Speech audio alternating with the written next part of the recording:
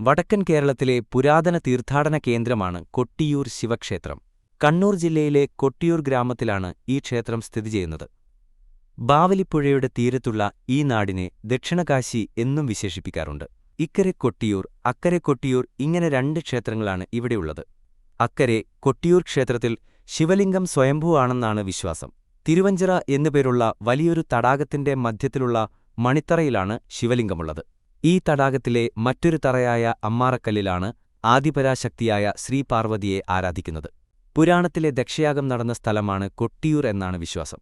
സതീദേവിയുടെ പിതാവായ ദക്ഷൻ ഭഗവാൻ ശിവനൊഴികെ എല്ലാവരെയും ക്ഷണിച്ച് സർവൈശ്വര്യം നേടാൻ യാഗം നടത്തി. തന്റെ ഭർത്താവായ ശിവനെ ദക്ഷൻയാഗത്തിന് ക്ഷണിക്കാതെ അവഹേളിച്ചതിൽ വിഷമിച്ച് സതീദേവി യാഗാഗ്നിയിൽ ചാടി ജീവനൊടുക്കി. ഇതറിഞ്ഞ ഭഗവാൻ കോപാകുലനായി ജട പറിച്ചെടുത്ത് നിലത്തടിച്ചു. അതിൽ നിന്നും ജനിച്ച വീരഭദ്രൻ യാഗശാലയിൽ ചെന്ന് ദക്ഷന്റെ ശിരസ്സറുത്തു. പരിഭ്രാന്തരായ വിഷ്ണുവും ബ്രഹ്മാവും മറ്റു ദേവഗണങ്ങളും കൈലാസത്തിലെത്തി ഭഗവാനെ ശാന്തനാക്കി യാഗഭംഗത്തിന്റെ ഭവിഷ്യത്തറിയിച്ചു.